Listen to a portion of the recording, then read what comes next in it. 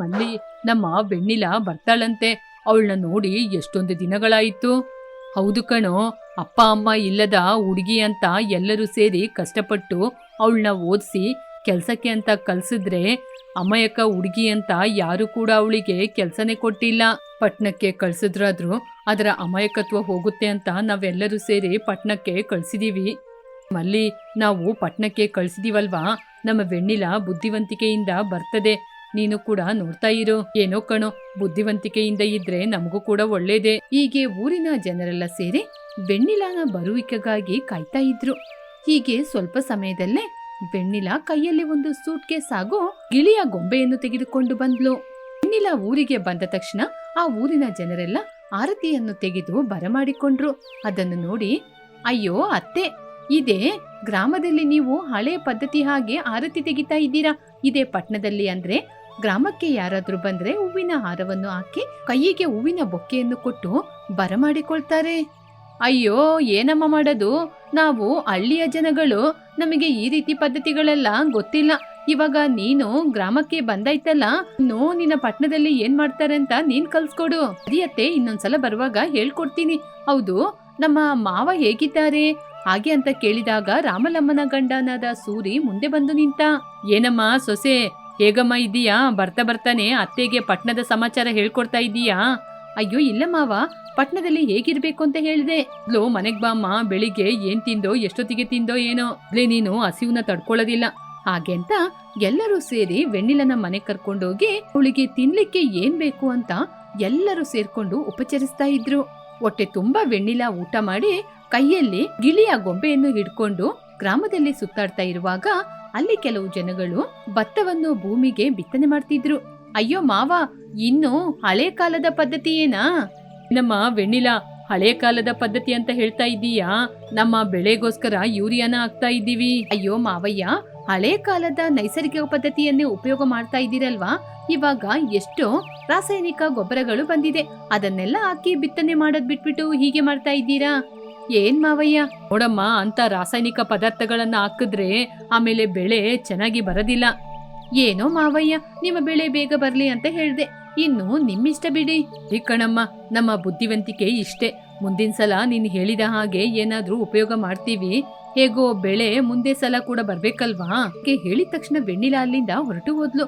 ವೆಣ್ಣಿಲ ಹೋದ ನಂತರ ಇಬ್ಬರು ರೈತರು, ಪಾಪ ಈ ಹುಡುಗಿ ಪಟ್ಟಣಕ್ಕೆ ಹೋಗಿ ಚೆನ್ನಾಗಿ ಮಾತಾಡಕ್ಕೆ ಕಲ್ತಿದ್ದಾಳೆ, ಆದ್ರೂ ಕೂಡ ನಾವು ನಮ್ಮ ರೈತರ ಗುಣವನ್ನು ಪಾಲಿಸ್ಬೇಕಲ್ವಾ? ಹಾಗೆ ಅಂತ ಅವರಿಬ್ಬರು ಮಾತಾಡ್ತಾ ಇದ್ರು. ಆ ದಿನ ಸಂಜೆ ಆಯಿತು. ಊರಿನ ಜನರೆಲ್ಲ ಸೇರಿ ವೆಣ್ಣಿಲ ಬಂದ್ಲು ಅಂತ ಒಂದು ಕಡೆ ಅವಳಿಗೋಸ್ಕರ ಅಡಿಗೆಯನ್ನು ಮಾಡ್ತಿದ್ರು. ಅವಳ ಅತ್ತೆಂದಿರೆಲ್ಲ ಅವಳಿಗೋಸ್ಕರ ತಿಂಡಿ ತಿನಿಸನ್ನು ಮಾಡ್ತಾ ಇದ್ರು. ಆಗ ವೆಣ್ಣಿಲ ಅಲ್ಲಿಗೆ ಬಂದು, ಅತ್ತೆ, ಈ ಪಟ್ಟಣದ ಅಭ್ಯಾಸವನ್ನು ನೀವ್ ಯಾವಾಗ ಕಲ್ತ್ಕೊಂಡ್ರಿ? ಅಯ್ಯೋ ನನ್ ಸೊಸೆ, ನೀನ್ ಬಂದ್ಬಿಟ್ಟಮ್ಮ. ನೀನ್ ಬಂದಿದ್ಯಾ ಅಂತ ನಾವು ನಿನ್ಗೆ ಇಷ್ಟವಾದ ಎಲ್ಲ ಅಡಿಗೆನ ಮಾಡ್ತಾ ಇದೀವಿ. ಬೇಕಂದ್ರೆ ಒಂದ್ಸಲ ರುಚಿ ನೋಡು. ಇಲ್ಲ ಇಲ್ಲ, ನಾನ್ ಯಾಕೆ ರುಚಿ ನೋಡ್ಬೇಕು? ನೀವು ಹಳೆ ಕಾಲ ಪದ್ಧತಿ ರೀತಿ ಇನ್ನು ಒಲೆ ಮೇಲೇನೆ ಅಡಿಗೆ ಮಾಡ್ತಿದ್ದೀರಾ? ಇನ್ನು ಏನಮ್ಮ ಮಾಡೋದು? ಕಾಡಿಗೆ ಹೋಗೋದು, ಸೌದೆನ ತಗೊಂಬಂದು ಒಲೆ ಉರ್ಸೋದು, ಇದೇ ತಾನೇ ನಮ್ಗೆ ಸುಲಭವಾದ ಕೆಲ್ಸ. ಅಯ್ಯೋ ಅತ್ತೆ, ನೀವು ತಪ್ಪಾಗಿ ಅರ್ಥ ಮಾಡ್ಕೊಂಡಿದ್ದೀರಾ. ಸಿಟಿಯಲ್ಲಿ ಎಲ್ಲರೂ ಗ್ಯಾಸ್ ಅಲ್ಲೇ ಅಡಿಗೆ ಮಾಡ್ತಾರೆ, ಅದು ಇದಕ್ಕಿಂತ ವೇಗವಾಗಿ ಕೆಲಸ ಮುಗಿಯುತ್ತೆ. ಇದು ಆರೋಗ್ಯಕ್ಕೆ ಕೂಡ ಒಳ್ಳೇದು, ಯಾಕೆಂದ್ರೆ ಅದರಿಂದ ಉತ್ಪತ್ತಿಯಾಗುವ ಹೊಗೆ ನಿಮ್ಮ ಆರೋಗ್ಯಕ್ಕೆ ಕೇಡು ಉಂಟು ಮಾಡುತ್ತೆ. ಅಯ್ಯೋ ಹೌದಮ್ಮ, ನೀನ್ ಹೇಳೋದ್ ಕೂಡ ನಿಜಾನೇ. ಆದ್ರೆ ಈ ಸೌದೆಯಲ್ಲಿ ಉರ್ಸಿದ್ರೆ ಮಾತ್ರ ಅಡುಗೆಗೆ ಚೆನ್ನಾಗಿ ರುಚಿ ಬರೋದು. ಈ ಗ್ಯಾಸ್ ಅಲ್ಲೆಲ್ಲ ಅಡಿಗೆ ಮಾಡಿದ್ರೆ ರುಚಿ ಚೆನ್ನಾಗಿರುತ್ತಾ? ಅಯ್ಯೋ ಛೇ, ಇದೆಲ್ಲ ನಿಮ್ಮ ಮೂಢನಂಬಿಕೆ ಅಷ್ಟೇ. ಅಡುಗೆ ಅನ್ನೋದು ನೀವು ಮಾಡುವ ಕೈ ರುಚಿಯಲ್ಲಿ ಇರುತ್ತೆ ಹೊರತು ನೀವು ಉರಿಸುವ ಒಲೆಯಲ್ಲೂ ಗ್ಯಾಸಲ್ಲೂ ಬರಲ್ಲ. ಹೀಗೆ ಅಲ್ಲಿ ಅಡಿಗೆ ಮಾಡೋರೆಲ್ಲ ವೆಣ್ಣಿಲನ ಮಾತು ಕೇಳಿ ನಗ್ತಾ ಇದ್ರು. ವೆಣ್ಣಿಲ ಹೇಳುವ ಪದ್ಧತಿ ಅವಳ ಸಿಟಿಗೆ ಸರಿಯಾಗುತ್ತೆ ಹೊರತು ನಮ್ಮ ಗ್ರಾಮಕ್ಕೆ ಸರಿಯಾಗುವುದಿಲ್ಲ ಎನ್ನುವುದು ಅವರ ಪದ್ಧತಿ. ಹೀಗೆ ಮರುದಿನ ವೆಣ್ಣಿಲ ಒಂದು ಸಣ್ಣ ಅಂಗಡಿ ಹತ್ರ ವ್ಯಾಪಾರ ಮಾಡ್ತಾ ಇರುವ ವ್ಯಾಪಾರಿ ಬಳಿ ಬಂದ್ಲು. ಮಾವ, ಏನ್ ಮಾಡ್ತಾ ಇದ್ದೀರಾ? ಏನು ಇಲ್ಲಮ್ಮ, ಮನೆಗೆ ಬೇಕಾದ ವಸ್ತುಗಳನ್ನ ತಗೋತಾ ಇದ್ದೀನಿ. ಅಣ್ಣ, ಎಷ್ಟಾಯ್ತು ಅಂತ ಹೇಳಿ ಅಂತ ಕೇಳಿದ ತಕ್ಷಣ ಆ ಅಂಗಡಿ ಆತ ಒಂದು ಸಣ್ಣ ಚೀಟಿಯಲ್ಲಿ ಲೆಕ್ಕವನ್ನು ಬರೆದು ಕೊಟ್ಟ.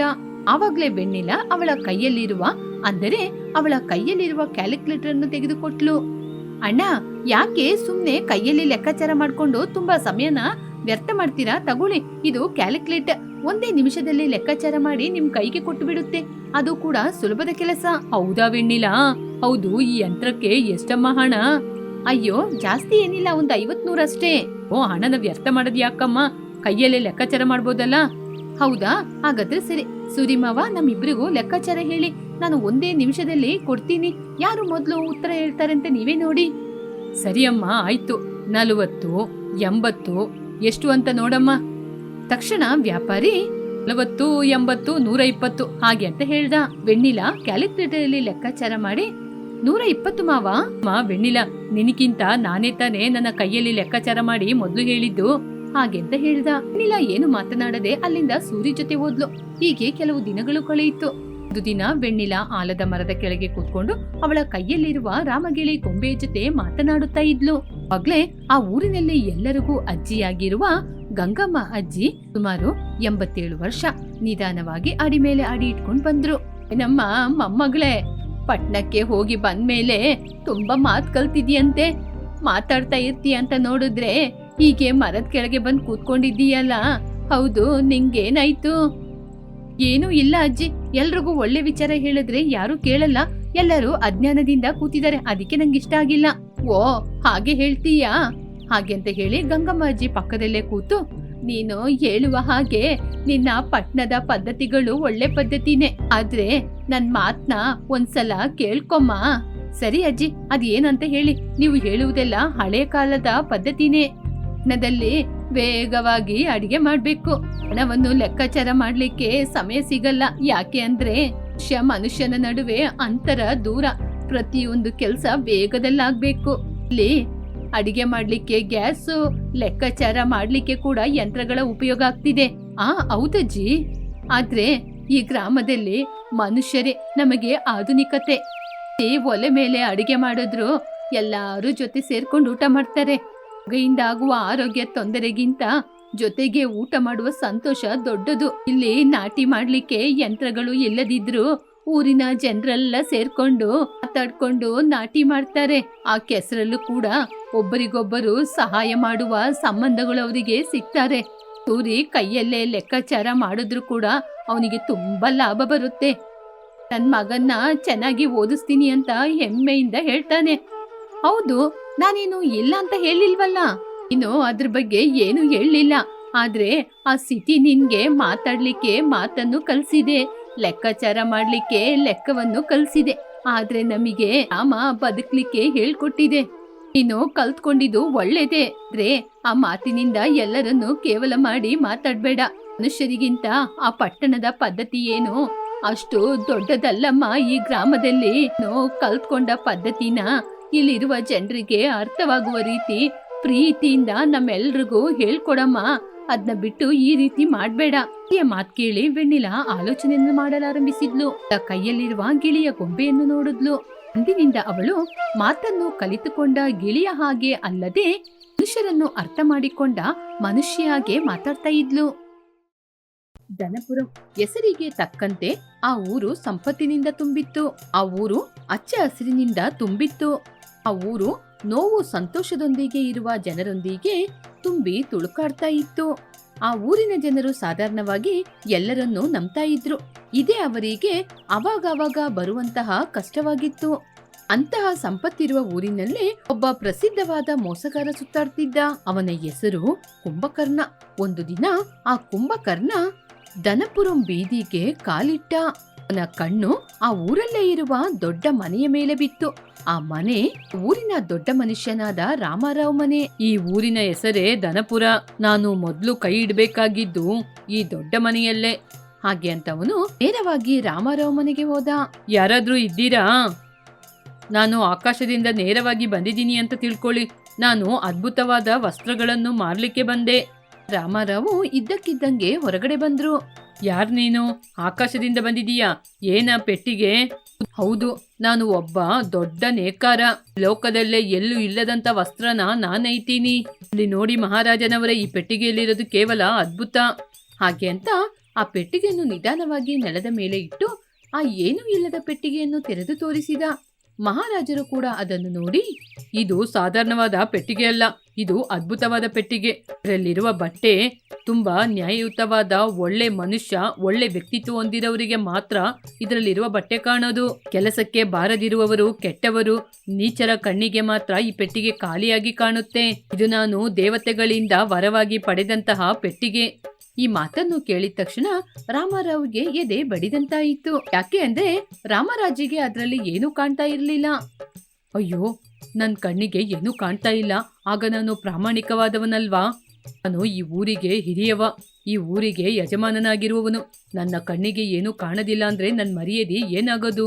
ಏನು ಕಾಣದಿದ್ರೂ ಕೂಡ ಕಾಣ್ತಾ ಇದೆ ಅಂತ ಸುಳ್ಳೇಳ್ಬೇಕು, ಇಲ್ಲದಿದ್ರೆ ನನ್ನ ಮರ್ಯಾದೆ ಹೊರಗಡೆ ಏನಾಗೋದು?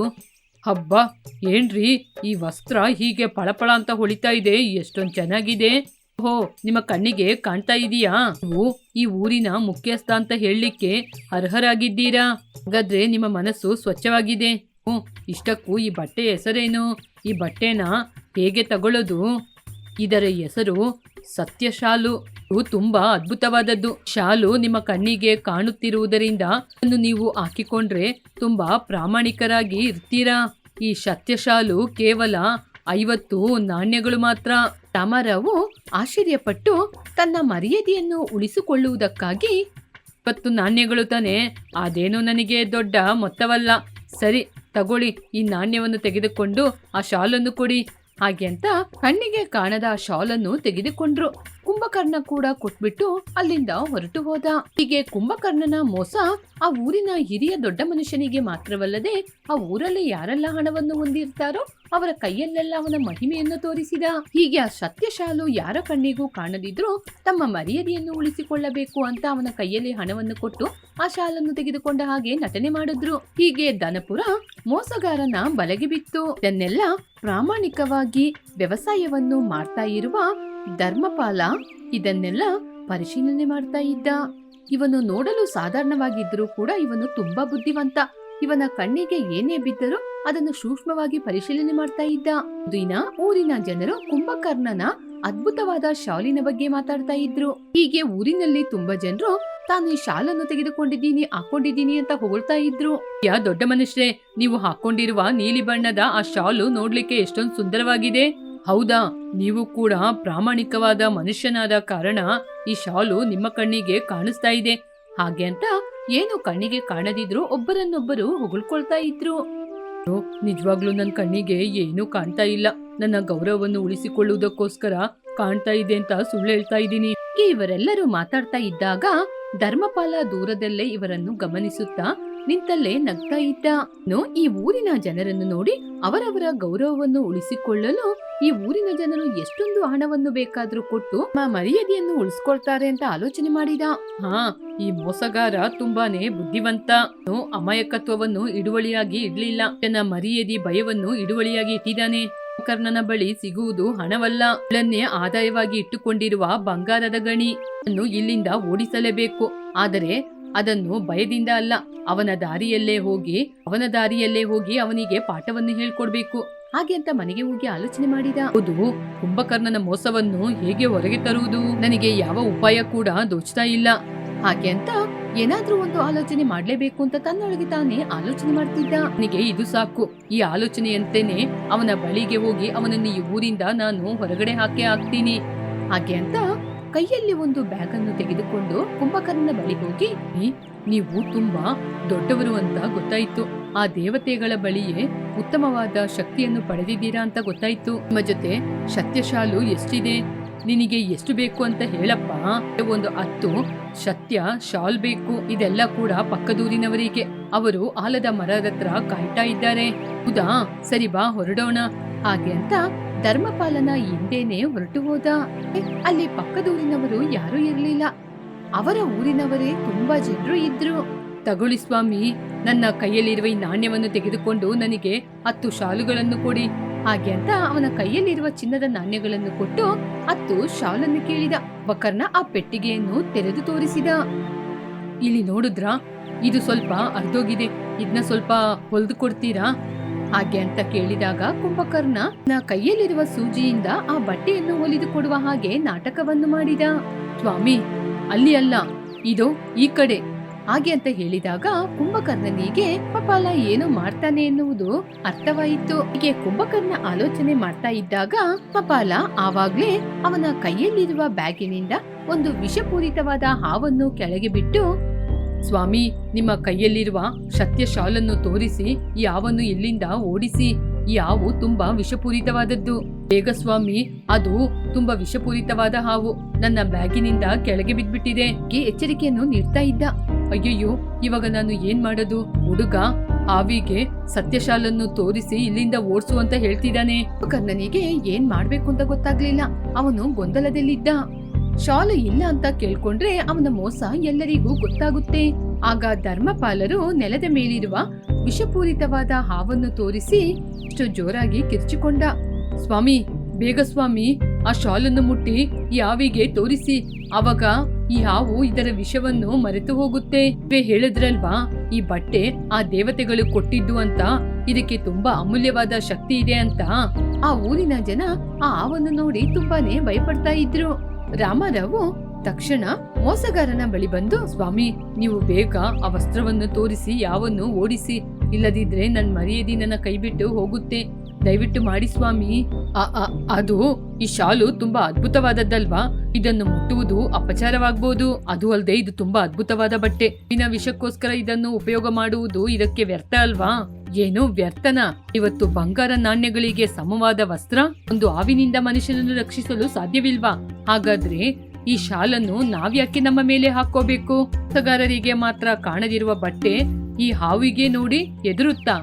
ಯಾವಾಗ್ಲೂ ಅದು ವರ ಅಲ್ಲ, ನಿಮ್ಮ ಮೋಸ. ಈ ಪೆಟ್ಟಿಗೆಯಲ್ಲಿ ಏನೂ ಇಲ್ಲ. ಹೀಗೆ ಧರ್ಮಪಾಲನ ಮಾತನ್ನು ಕೇಳಿದಾಗ ಊರಿನ ಜನರೆಲ್ಲ ಆಶ್ಚರ್ಯಪಟ್ರು. ರಾಮರಾವ್ ಮುಖ ಬಾಡಿ ಹೋಯಿತು. ಇಲ್ಲಿ ನೋಡಪ್ಪ, ನೀನ್ ಏನ್ ಮಾತಾಡ್ತಾ ಇದೀಯ? ಅದು ನನ್ನ ಕಣ್ಣಿಗೆ ಕಾಣಿಸ್ತಾ ಇದೆ, ನಿನ್ನ ಕಣ್ಣಿಗೆ ಕಾಣಿಸ್ತಾ ಇಲ್ಲ ಅಂದ್ರೆ ನೀನು ಪ್ರಾಮಾಣಿಕವಾದವನಲ್ಲ. ಊರಿನ ದೊಡ್ಡವರೇ, ಪ್ರಾಮಾಣಿಕರಲ್ಲದವರಿಗೆ ಆ ಪೆಟ್ಟಿಗೆಯಲ್ಲಿ ಏನು ಕೂಡ ಕಾಣದಿಲ್ಲ ಅಂತ ಅವ್ರು ಹೇಳಿದ್ರಲ್ವಾ? ಹಾಗಾದ್ರೆ ನೀವೆಲ್ಲರೂ ಇಲ್ಲಿ ಪ್ರಾಮಾಣಿಕರಾದವರೇ. ಯಾಕೆ ಅಂದ್ರೆ ಇಲ್ಲಿ ನನ್ನ ಕಣ್ಣಿಗೆ ಹಾವು ಕಾಣಿಸೋದು ಬಿಟ್ರೆ ಬೇರೆ ಏನು ಕಾಣ್ತಾ ಇಲ್ಲ. ಬಾಲಕ ನಿರ್ಭಯದಿಂದ ಆ ಖಾಲಿ ಪೆಟ್ಟಿಗೆಯ ಬಳಿ ಹೋಗಿ, ನಿಜವಾಗ್ಲೂ ನಿಮಗೆ ಆ ಬಟ್ಟೆ ಕಂಡ್ರೆ ನೀವೇ ಹಾವಿಗೆ ಆ ಬಟ್ಟೆಯನ್ನು ತೆಗೆದು ತೋರಿಸಿ. ಇದ್ರೆ ನೀವು ಕೂಡ ಮೋಸಗಾರನ ಬಲೆಗೆ ಬಿದ್ದಿದ್ದೀರಾ ಅಂತ ಅರ್ಥ. ಅವಾಗ ಅವರು ಸಾವಿನ ಭಯದಿಂದ ನಿಜವನ್ನು ಎಲ್ಲರ ಮುಂದೆ ಹೇಳಿದ್ರು. ಹೀಗೆ ಅಲ್ಲಿರುವ ದೊಡ್ಡ ಮನುಷ್ಯರೆಲ್ಲರೂ ಈ ನಿಜವನ್ನು ಹೇಳಿದಾಗ ಆವಾಗ ಎಲ್ಲರಿಗೂ ತಿಳಿಯಿತು ಕುಂಭಕರ್ಣನ ಮೋಸ. ನಾನ್ ನಿಮ್ಗೆ ಮೋಸ ಮಾಡ್ಬಿಟ್ಟೆ, ತಗೊಳ್ಳಿ ಅಯ್ಯ, ಸುಳ್ಳೇಳಿ ಸಂಪಾದನೆ ಮಾಡಿದಂತಹ ನಾಣ್ಯಗಳು. ಹಾಗೆ ಅಂತ ಕುಂಭಕರ್ಣ ಹೇಳಿ ಅವರ ನಾಣ್ಯವನ್ನು ಹಿಂದಿರುಗಿಸಿಕೊಟ್ಟು ಅಲ್ಲಿಂದ ಹೊರಟು ಹೋದ.